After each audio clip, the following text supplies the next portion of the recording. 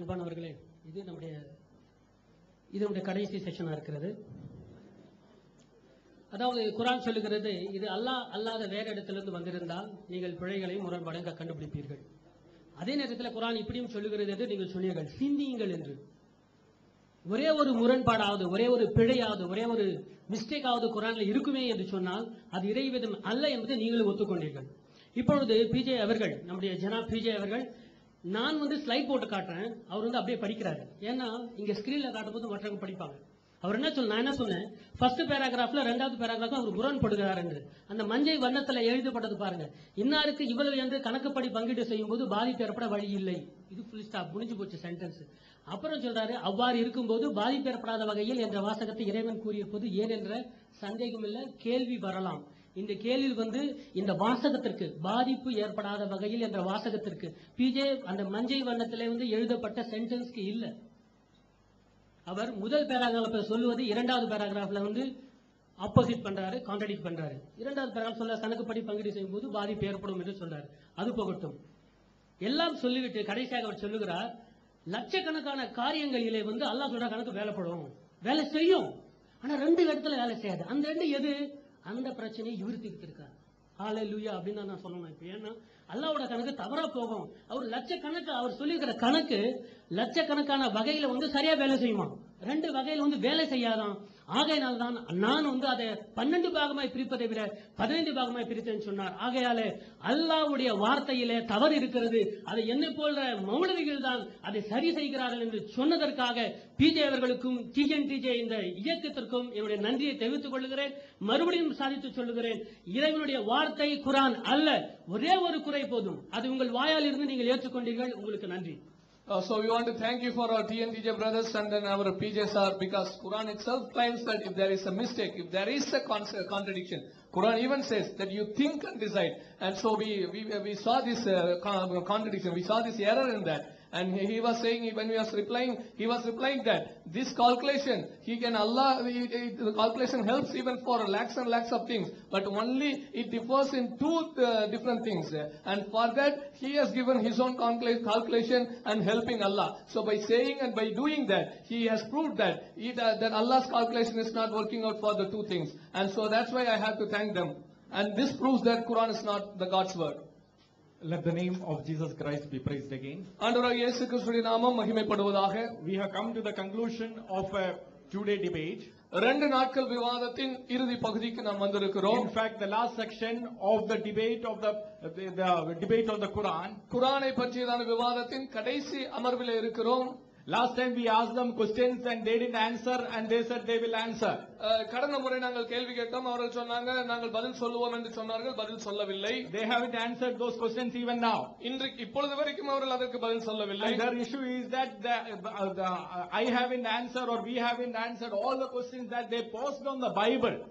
அவர்களுடைய காரியம் என்னவென்றால், வேதாகமத்தை குறித்து அவர்கள் எழுப்பின கேள்விகளுக்கு நான் பதில் சொல்லவில்லை என்பதைத்தான் அவர்கள் பேசிக் கொண்டிருக்கிறார்கள். They said we haven't answered about leprosy, we have already answered about leprosy, let the people decide which is the right answer. குஷ்டரோகத்தை பற்றி நாங்கள் பதில் சொல்லவில்லை என்று சொன்னார்கள், நாங்கள் பதில் சொல்லி இருக்கிறோம், எது சரியான பதில் என்பதை ஜனங்கள் தீர்வு செய்வார்கள். They said we haven't answered about the slaves, and when I quoted the verse, when I said I am reading the verse, it doesn't need a refutation, the reading of the verse itself is refutes them. They said no, I have to refute the other verses also. Sir, the verse that you have quoted doesn't say it.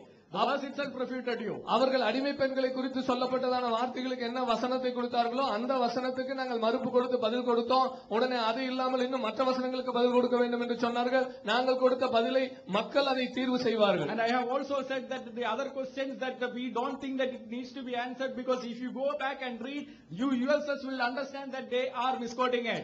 இவர்கள் சொன்னதான மற்ற கேள்விகளுக்கு நாங்கள் பதில் சொல்ல வேண்டும் என்று சொன்னார்கள். நான் சொன்ன அளவுகளுக்கெல்லாம் பதில் சொல்ல வேண்டிய அவசியம் இல்லை. ஏனென்றால் நீங்கள் அதை வாசித்தாலே புரியும், இவர்கள் அதை தவறாக குறிப்பிட்டு இத்தனை நேரம் பேசி இருக்கிறார்கள். For example, they have asked why we haven't answered when Apostle Paul says that I am speaking as a fool and not according to the Lord. ஒருவேளை புத்தியனை போல நான் பேசுகிறவனாக எண்ணப்படலாம் என்று சொல்லி அப்போஸ்தலனாகிய பவுல் சொன்னால் அது நான் ஏன் பதில் சொல்லவில்லை என்று அவர்கள் கேட்பார்கள். If you go back and read that, you will see the argument that Apostle Paul says that you are putting up with the fools. I am going to speak like them just to give you their logic. அவர்கள் அந்த இடத்துல ஒரு just as much as they put up with the fools, that because they put up with the fools, I am going to show you that you, by your own logic, you are wrong. அவர்கள் அங்க மதீனமான ஒரு காரியத்தை செய்து அதன்படி ஒரு வாதத்தை வைத்ததினாலே அதன் அடிப்படையில பேசி உங்களுடைய காரியத்தை நான் உங்களுக்கு விளக்கி சொல்லுகிறேன் என்கிறது தான் அங்கே இருக்கிற வாதமாக இருந்தது. Allah also says similar things in Surah chapter 27 verse 50. சூரா 27:15 அல்லாஹ்வும் இதே போல காரியத்தை சொல்லுகிறார். And then they said, why haven't we answered about the widow and the harlot combined together? விதவையும் மறுமனையாட்டிகளையும் குறித்து நாங்கள் ஏன் பதில் சொல்லவில்லை என்று அவர்கள் கேட்டார்கள். Now in the Surah chapter 33 verse 50, he speaks about the many women. They compare the paternal daughters, your daughters, and the slaves. These people you cannot marry, and the Quran actually lists all the women together. Does that mean that all the women are equal just because they appear in the same list? சூரா 33வது அதிகாரத்திலே பார்க்கிறோம், அங்கே மாமன் மகன் அத்தை மகன் என்று சொல்லி பலவிதமான பெண்களுடைய வரிசை பட்டியல் இருக்கிறது. அந்த பெண்கள் எல்லாரும் ஒரே விதத்தில் இருக்கிறார்கள், ஒரே அளவில் குறிப்பிடப்பட்டார்களா? And they said, we haven't answered about the adultery test. Sir, you go back and read, and you will yourself will see that the Lord is intervening there. Lord is intervening there. There is no science. Actually, it is a divine intervention.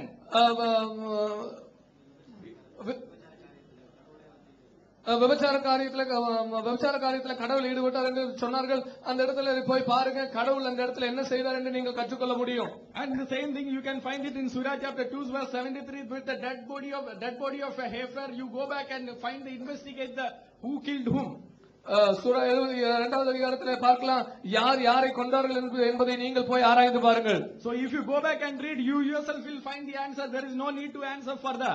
நீங்கள் அதை போய் வாசித்து பார்த்தீர்கள் என்று சொன்னாலே தெரியும், அதில் யாதொரு விளக்கம் கொடுக்க வேண்டிய அவசியம் இல்லை. But what about the debate on the Quran? ஆனால் குர்ஆனை பற்றிய விவாதத்தில் என்ன? Let me tell you what all they have accepted. என்னென்ன அவர்கள் இந்த குர்ஆன் விவாதத்தில் ஏற்றுக்கொண்டார்கள் என்பதை நான் உங்களுக்கு சொல்லுகிறேன். They have accepted that the Quran is incomplete. குர்ஆன் முழுமை அடையவில்லை என்பதை அவர்கள் ஏற்றுக்கொண்டார்கள். Still they want to say that Quran is the word of God. ஆனால் இன்னும் குர்ஆன் இறைவனுடைய வார்த்தை என்று அவர்கள் சொல்ல விரும்புகிறார்கள். There is a technician who is going to come and help. ஏனென்றால் இன்னும் அதற்கு உதவி செய்ய போவதற்கு ஒரு டெக்னீஷியன் இருக்கிறார், அவர் வந்து உதவி செய்ய போகிறார். Then we proved that the Quran is not from the wahi of the Quran is not from God, and we gave them the evidence. குர்ஆனுடைய வெளிப்பாடு இறைவனிடத்திலிருந்து வரவில்லை என்பதற்கான சான்றுகளையும் நாம் கொடுத்தோம். The only answer they said that the technician is now unreliable. அவர்கள் சொன்னாங்க, அந்த technician வந்து நம்பக்கூடியது அல்ல, நம்ப தகுந்தது அல்ல என்று தான் பதில் சொன்னார்கள். They haven't answered the question on whether Muhammad received the satanic revelation. Mohammed அவர்கள் சாத்தானி வசனத்தை பெற்றுக்கொண்டார்கள் என்பதற்கான விளக்கத்தையும் பதிலையும் அவர்கள் சொல்லவில்லை. They haven't answered our questions regarding the missing surahs in the Quran. குர்ஆனிலே இருக்கிறதான இல்லாமல் போக தொலைந்து போனதான சூறாக்களை பற்றிய விளக்கத்தையும் அவர்கள் சொல்லவில்லை. They have accepted that the text of the Quran contains mistake. குர்ஆனுடைய டெக்ஸ்ட்ல பிழைகள் இருக்கிறது என்பதை அவர்கள் ஒத்துக்கொண்டார்கள். They have accepted that the Quran has the command to rape. குர்ஆன் கற்பழிக்க சொல்கிறதான கட்டளை குர்ஆனில் இருக்கிறது என்பதை அவர்கள் ஒத்துக்கொண்டார்கள். Still they want to believe that it is the word of God. இன்னும் இதைத்தான் அவர்கள் இறைவேதம் என்று நம்ப வேண்டுமா? They have accepted that the Quran actually permitted temporary marriage or prostitution, to be clear. தற்காலிக திருமணம் அல்லது விபச்சாரம் எனப்படுவதை அவர்கள் அனுமதித்தார்கள் என்பதையும் அவர்கள் ஏற்றுக்கொண்டார்கள். Still they want to call that Quran as the word of God. இன்னும் அந்த குர்ஆனை அவர்கள் இறைவனுடைய வார்த்தை என்று சொல்ல வேண்டுமா? And they have accepted that even after they die and go to the heaven, they are waiting for the woman. இன்னும் அவர்கள் மரித்து சொர்க்கத்துக்கு போகும்போது அங்கேயும் பெண்களுக்காக காத்திருக்கிறார்கள் என்பதையும் பார்த்துவிட்டு, so in this world you can have rape. இந்த உலகத்திலே நீங்கள் கற்பழிக்கலாம். In this world you can have prostitution. உங்களுக்கு விபச்சாரம் செய்யலாம். And you are still waiting for the other world to have the woman. இன்னொரு உலகத்திலேயும் அங்கேயும் பெண்களுக்காக காத்துக் கொண்டிருக்கிறீர்கள். And you believe in a person who, when he received the wahi, he couldn't discern.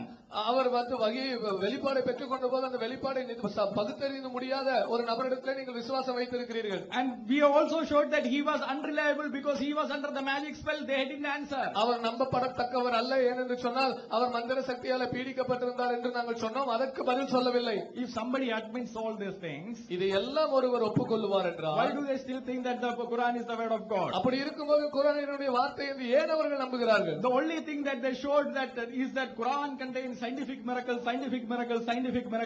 அவர்கள் சொன்ன ஒரே காரியம், குர்ஆனில் விஞ்ஞானம் இருக்குது, குர்ஆனில் அறிவியல் இருக்கிறது. We have already stated, sir, that argument doesn't prove that Quran is divine. அந்த குர்ஆன் அறிவியலோ விஞ்ஞானமோ குர்ஆன் ஒரு தெய்வீக தெய்வீகம் என்று சொல்லி நிரூபிக்க முடியாது என்பதை நாங்கள் ஏற்கனவே குறிப்பிட்டு விட்டோம். And even in that we have showed in some examples that those examples themselves are wrong.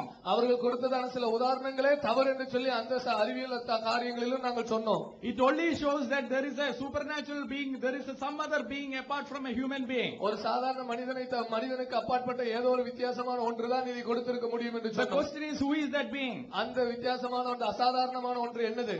That being actually allows rape. அந்த கற்பழிப்பை அனுமதிக்கிறதான அந்த ஒரு காரியம் என்ன? That being allows prostitution. விபச்சாரத்தை அனுமதிக்கிற அந்த சக்தி என்ன? That being couldn't protect his own word. தன்னுடைய சொந்த வார்த்தையை பாதுகாக்க முடியாத அந்த சக்தி என்ன? That being couldn't protect his own prophet. தன்னுடைய சொந்த இறை தூதரை பாதுகாக்க முடியாத அந்த சக்தி என்ன? That being actually promises women even in the afterworld. அது இன்னும் உலகத்திற்கு அப்புறம் மறு உலகத்திலும் பெண்களை வாரி கொடுக்கிறதான அந்த சக்தி என்ன? You make your own conclusions. நீங்களே உங்கள் முடிவு செய்து கொள்ளுங்கள். But when you come to the Holy Bible, ஆனால் நீங்கள் பரிசுத்த வேதாகமத்தில் there is another being. அங்கே இன்னொரு காரியம் இருக்கிறது, இன்னொரு சக்தி இருக்கிறது. Who loves you? அவர் உங்களை நேசிக்கிறவர். Who came into this world? அவர் இந்த உலகத்துக்கு வந்தார். Who died for you? உங்களுக்காக மரித்தார். Who resurrected? அவர் உயிர்த்தெழுந்தார். And as we have shown you that he is the one who is going to spend eternity with you. நான் உங்களுக்கு காண்பித்தோம், அவர்தான் உங்களோடு கூட நித்தியமாக இருக்க போகிறவர். You see the difference. On one hand they can have everything here and they are still waiting for the woman in the other world. On the other hand you have the being here who came himself, who gave himself, and he said he is going to be with us forever and ever. நீங்கள் பார்க்கிறீர்களா, ஒரு கரத்திலே அவர்களுக்கு இங்கே எல்லாம் கொடுக்கப்பட்டிருக்குது, மறு உலகத்திலும் அவைகள் எல்லாம் பெற்றுக்கொள்ள காத்திருக்கிறார்கள். ஆனால் இன்னொரு புறத்திலே ஒரு சக்தி நமக்காக கடந்து வந்து எல்லாவற்றையும் கொடுத்துட்டு அங்க நமக்காக நித்திய காலமாக நம்மோடு கூட இருக்கிறவராய் இருக்கிறார். Now you decide which is the word of God. நீங்க இப்ப தீர்மானம் பண்ணுங்க, இறைவனுடைய வார்த்தை என்பது எது? அன்பு நண்பர்களே, இத்தனை நேரம் நம்ம குர்ஆன் விவாதத்தை பார்த்த பொழுது பலவிதமான காரியங்களை வச்சோம். பலவிதமான காரியங்களிலும் முடிவாக ஒரே ஒரு விஷயத்தை சொல்லுகிறோம். ஒரு மனிதனுடைய முடிவுக்கு அப்புறம் என்ன நடக்க போகிறது என்பதுதான். ஒரு மனிதன் வாழும் பொழுது எப்படி வாழ வேண்டும், இறைவேதம் எதற்காக இருக்க வேண்டும், ஒரு மனிதன் வாழும் பொழுது எப்படி இருக்க வேண்டும், அவன் வாழ்ந்து முடித்த பிறகு அவனுடைய வாழ்க்கை எப்படி இருக்க வேண்டும் என்பதற்காக மட்டும்தான். Now, so far we have seen all those things. Why God's book has to be given? It has to be given during the time of his life, how he has to be, and after the life of his that person on the earth, how he will be, to determine and to decide. For this only the God's book has to be given. ஹதீஸ் இப்படி சொல்லுகிறது பாருங்க. ஒரு மனிதன் அதாவது ஹதீஸ் 5827 பாத்தீங்கன்னா, ஒரு மனிதன் விபச்சாரமும் திருட்டையும் செய்திருந்தாலும் பரவாயில்லை, அவன் லா இலாஹ இல்லல்லாஹ் என்று சொல்லி வணக்கத்திற்குரியவன் அல்லாஹ்வை தவிர வேறில்லை என்று சொன்னால் போதும், அவன் சொர்க்கம் நிச்சயமாக புகுந்து விடுவான் என்று சொல்லி வாக்களிக்கப்பட்டிருக்கிறது.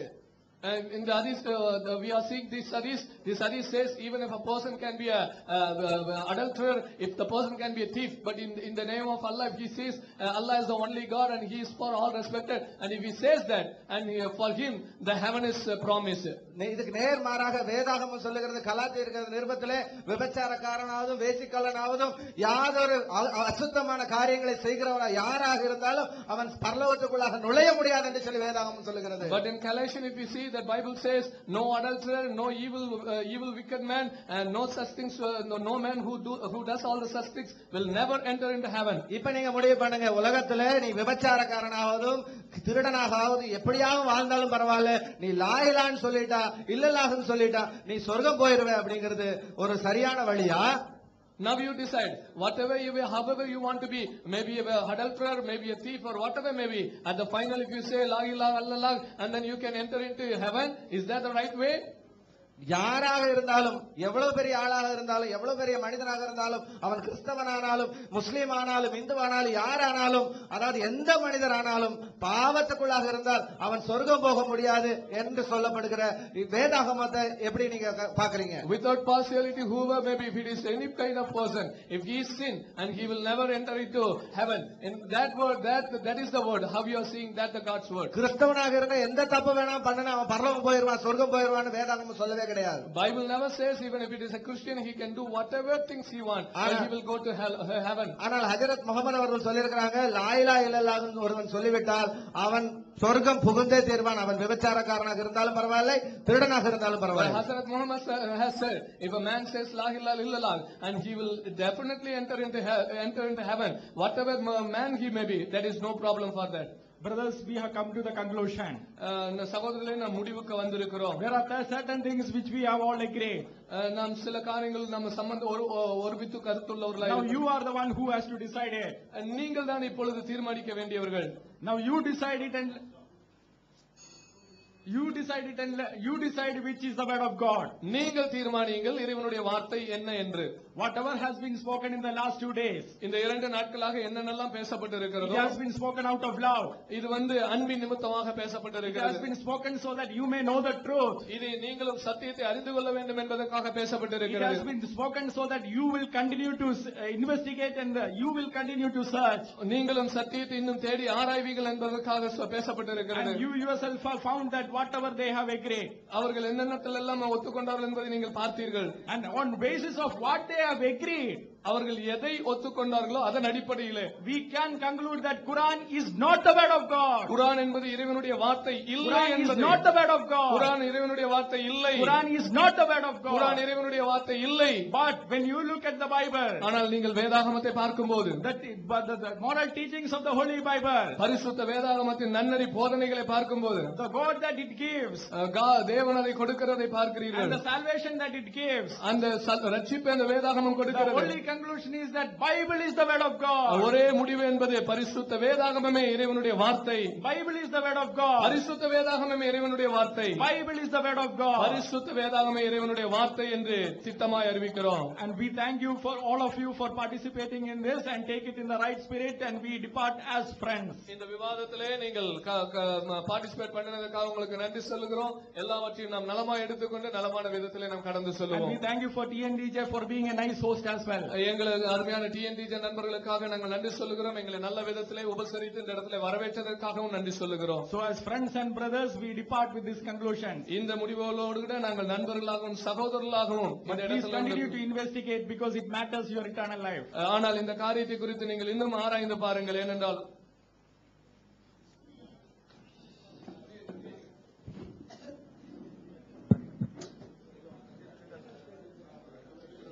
அஸ்ஸலாமு அலைக்கும் வரஹ்மத்துல்லாஹ்.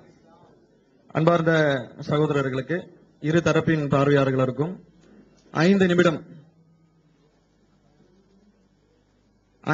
நிமிடம் கழித்து தான் நீங்க செல்லணும், யாரும் போகக்கூடாது. அதற்கு பிறகு சான் அமைப்பை சார்ந்த பார்வையாளர்களுக்கு நேற்று நிகழ்ச்சி முடிந்து நிறைய பேர் நம்ம கிட்ட குர்ஆனும் மற்றும் பைபிள் இறைவேதமா இந்த டிவிடி கிடைக்கலன்னு சொல்லிட்டு கேட்டீங்க. இங்க நாங்க விநியோகம் செய்ய முடியாது, கொடுக்க முடியாதுன்னு சொல்லியிருந்தோம். நேற்று இங்க வந்திருந்த சகோதரர்கள் பலர் எங்களுடைய அலுவலகத்திலிருந்து வாங்கிட்டு போனீங்க. அதே போல இன்றும் நீங்கள் கேட்டிருக்கீங்க. அதை பக்கத்துல அலுவலகத்துல 2ஆம் தளத்தில் எங்க ஜமாத்துடைய வீடியோஷன்ல திருமறை குர்ஆனும் பைபிள் இறைவேதமா அதனுடைய டிவிடிக்களும் உங்களுக்கு கிடைக்கும் என்பதை தெரியப்படுத்திக் கொள்கிறோம். இலவசமாக வழங்கப்படும்.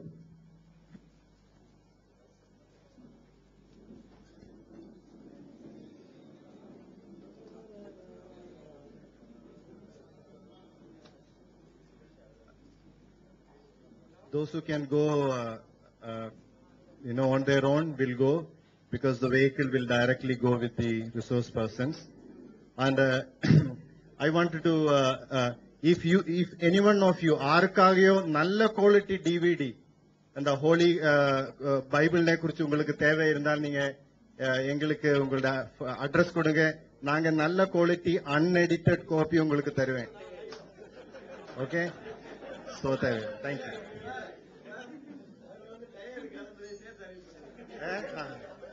உங்களோட குவாலிட்டி எனக்கு தெரியும்.